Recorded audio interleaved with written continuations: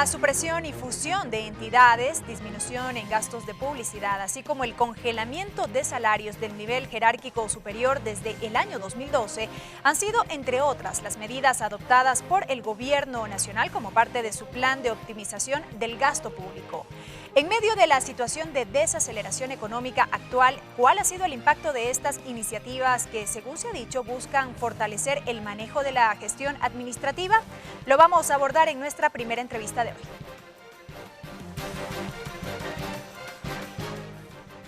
Cristian Castillo, máster oficial en Gobierno y Administración Pública por la Universidad Complutense de Madrid. Magíster en Desarrollo y Comportamiento Organizacional por la Universidad Diego Portales de Chile. Consejero de Gobierno.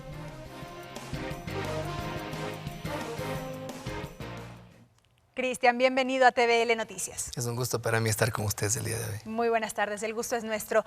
Iniciar esta entrevista un poco, primero conociendo qué es esto de la optimización del gasto público y por qué la necesidad de aquello, para de ahí ir desmenuzándolo un poco.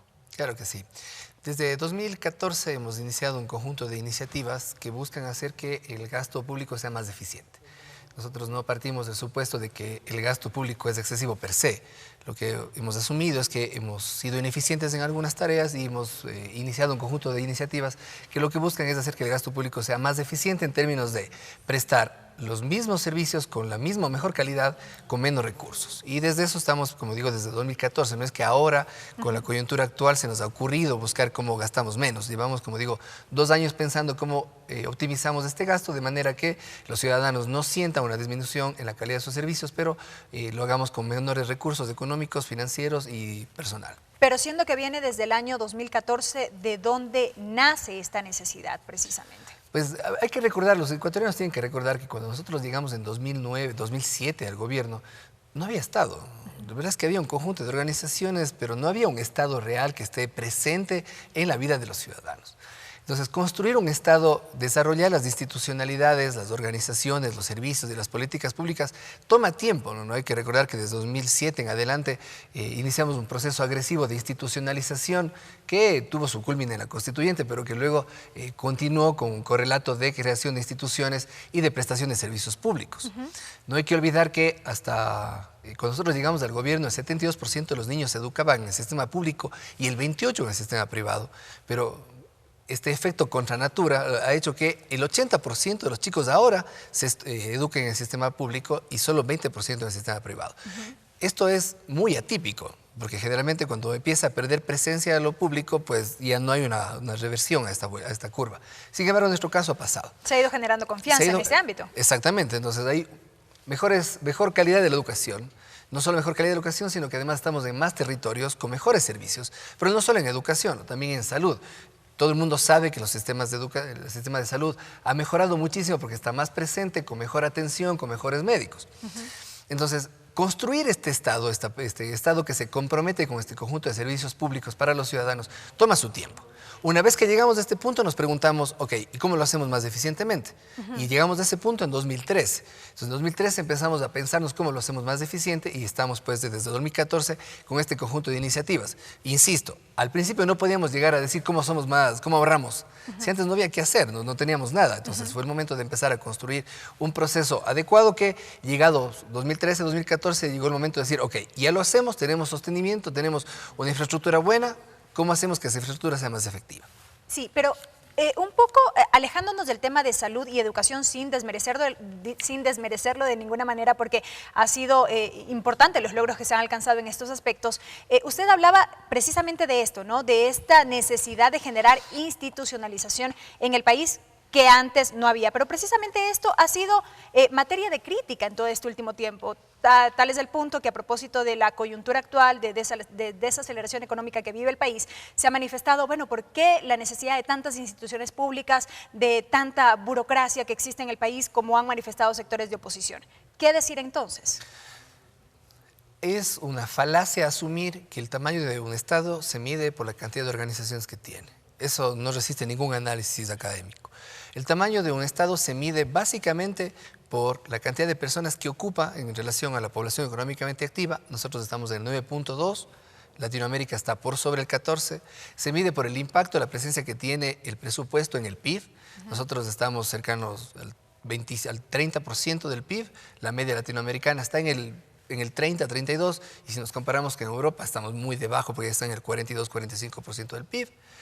Se mide... no se mide entonces por la cantidad de organizaciones que hay. Entonces, claro, dicen que el tamaño del Estado es demasiado grande. ¿Comparado con qué? Porque la verdad es que no hay un consenso en la teoría sobre cuál es el tamaño adecuado. Siempre se entiende que el tamaño es suficiente en función de lo que se compromete a prestar. Entonces, cuando caen en esta falacia de la cantidad de organizaciones, siempre nos juzgan como que hay demasiadas organizaciones públicas.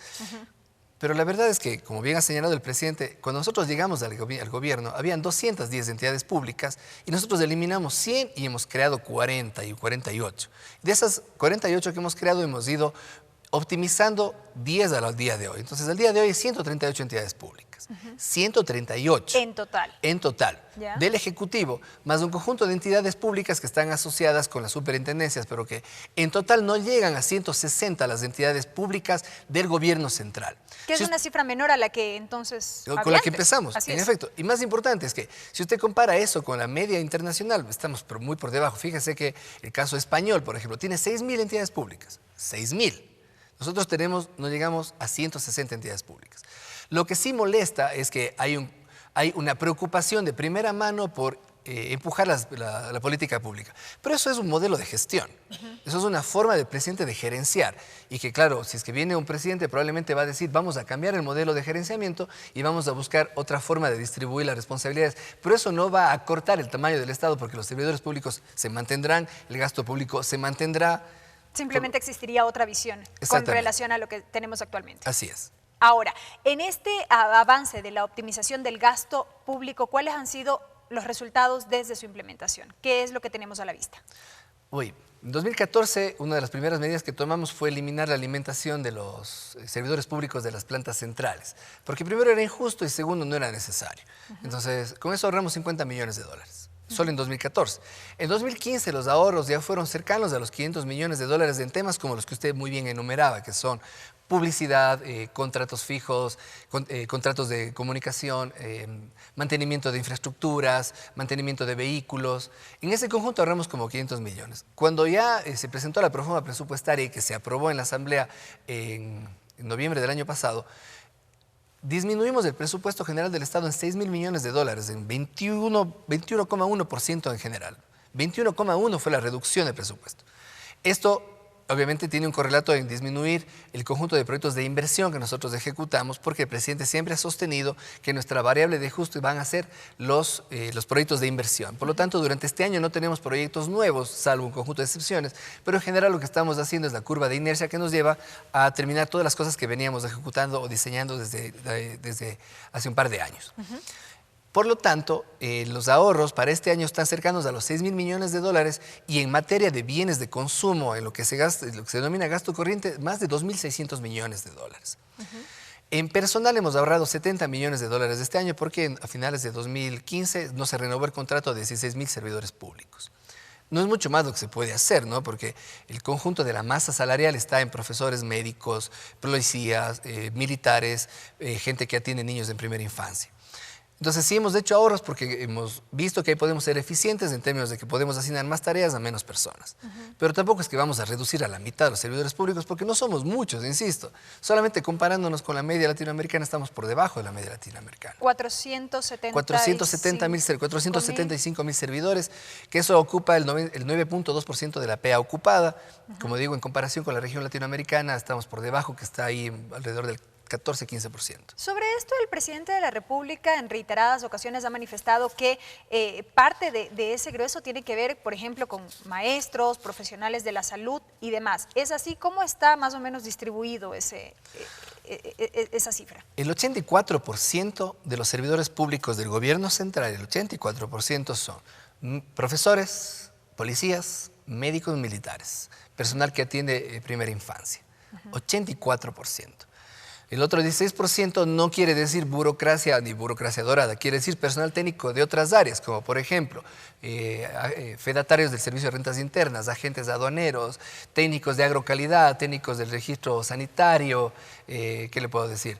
Técnicos del IEPI, técnicos del MAE, personal que opera las centrales hidroeléctricas, etcétera, etcétera. Entonces, siempre son personal técnico y la masa de administración siempre tiende a ser muy pequeña. Entonces, claro, cuando dicen no deberíamos tener mucho, deberíamos eliminar a todo eso, habría que decir, bueno, ¿quién prende la luz? Porque, ¿cómo le hacemos? ¿O quién cobra los impuestos? ¿O quién vacuna al ganado para evitar la fibra aftosa? Etcétera, etcétera.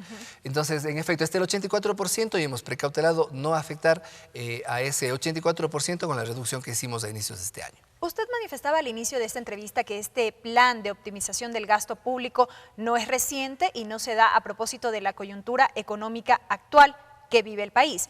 Sin embargo, cabe destacar que esta situación de desaceleración económica se viene sufriendo desde el año que culminó, lo seguimos viviendo este año. Habrá que ver cómo se mantienen todavía ciertos factores como el precio del barril del petróleo y una serie de factores que inciden en ese aspecto. Entonces, a partir de ello, ¿cómo entender o cómo hacer entender que estas medidas no tienen relación con esto? Porque evidentemente se van a tener que seguir adoptando una serie de medidas para hacer frente a la coyuntura. En efecto, en la medida en que el frente externo, la tormenta perfecta que hablaba el presidente de la República en varias ocasiones, nos ha atacado, nosotros hemos tenido que tomar medidas de ajuste. ¿Cómo no? Pero claro, esas medidas de ajuste no tienen que ver con cargas impositivas para los más pobres. No hemos subido la luz, no hemos subido la gasolina, no hemos subido el agua. Recién ahora estamos subiendo el 15% a los impuestos de consumo especiales de celular, pero los hemos bajado. O sea, recién ahora cuesta 1 centavo la llamada, el minuto de llamada. Acuérdese, hace 4 o 5 años costaba 20, 15 centavos el minuto de llamada. Entonces, nosotros hemos sido conscientes de que tenemos un conjunto de medidas que tomar, pero insisto, no porque nos ha caído el conjunto de agentes externos que han afectado. Veníamos desde antes pensando cómo podíamos ser más eficientes y precautelando siempre la sostenibilidad del gasto. Y dada la coyuntura, hemos acelerado el conjunto de medidas, pero no es que nos preocupa ex post, nos preocupaba ex ante. Esto en cierta medida es respuesta también a una serie de críticas surgidas a partir de lo ocurrido con el terremoto que enfrentó nuestro país. O sea, digo esto ¿por qué? Porque se ha manifestado, hubo el terremoto, se han activado distintos frentes para brindar atención, se están tomando una serie de medidas a nivel legislativo para poder paliar esta situación, esta emergencia, y hay quienes dicen el gobierno no ha hecho nada. Entonces, esta serie de medidas adoptadas en cierta medida, permítame redundar, constituirían una respuesta a aquello. Claro, es que además no es una respuesta después del evento, es una respuesta previa que venimos tomando desde hace 2 años. Exacto. Por eso, en efecto, el terremoto fue un hecho inesperado y desastroso y muy triste. Pero no es que no estábamos preparados y que a partir del terremoto nos preguntamos, ¿y ahora cómo vamos a hacer? No. Nosotros veníamos desde antes pensando cómo podíamos hacer que el gasto sea más eficiente. Y tenemos que decirle ahora a la ciudadanía, compañeras, compañeros, pierdan cuidado porque nosotros venimos pensando de cómo hacer más eficiente la prestación pública, disminuyendo los gastos que hacemos en la prestación desde el año pasado y no porque sucedió el terremoto. Entonces, ahora nos piden un conjunto de medidas. El presidente ha anunciado un conjunto de medidas adicionales a las que teníamos presupuestadas, porque en efecto sabemos que hay un esfuerzo de la ciudadanía y necesitamos que los ciudadanos sepan que nosotros vamos a hacer esfuerzos mayores todavía, pero no es que recién ahora empezamos los esfuerzos llevan desde 2014 y ahora el paquete conjunto de medidas que el presidente ha ido anunciando y continuará anunciando, tienen que ver con comentar a la ciudadanía que vamos a hacer un esfuerzo mayor. ¿Por qué vamos a hacer un esfuerzo mayor? Porque lo que teníamos pronosticado tenía que ver con un escenario, pero el escenario actual nos obliga a tomar más medidas. Pero insisto, no es que no hemos tomado medidas. Compañeras, compañeros, llevamos tomando medidas desde 2014 para hacer que el gasto sea más eficiente. Entre estas que se vendrían, por ejemplo, el anuncio de la venta de activos del Estado y demás. Pues la venta de activos del Estado, la reducción de un conjunto adicional de otras entidades públicas, la reducción de un conjunto de personal. ¿Eso es un hecho? ¿La reducción o la fusión, en este caso, de otras entidades? Que ya lo hemos venido haciendo, ¿no? Desde noviembre de 2015 ya eliminamos el Instituto Nacional de Preinversión, la Secretaría Técnica del Mar, la empresa de infraestructuras pesqueras, la empresa de parques, fusionamos el Instituto de Alimentos con la Empresa Nacional de Alimentos y así un conjunto de medidas adicionales. El presidente anunciará al conjunto conjunto de medidas que correspondan de acuerdo al análisis que él mismo haga. Pero es parte de la materia y si es que corresponde, las haremos, que la ciudadanía no pierda cuidado. Pero no solamente son las únicas medidas, como usted muy bien ha señalado, también tenemos otras medidas que tienen que ver con la venta de activos en los casos que corresponde, el Banco del Pacífico, los canales de incautados y pues el conjunto de análisis que nos lleven a generar liquidez en la economía. Pero insisto, no es porque ahorita se nos ocurre, es que llevamos 2 años pensando en esto y hemos tomado medidas en esta materia. Cristian, muchísimas gracias por habernos acompañado y por brindarnos esta información. Un gusto para mí estar con ustedes. Gracias. Cristian Castillo, consejero del gobierno, hablando en torno a este plan de optimización del gasto público que se ha venido generando desde los últimos años. Tiempo de la traducción al quichua con César Guanolema.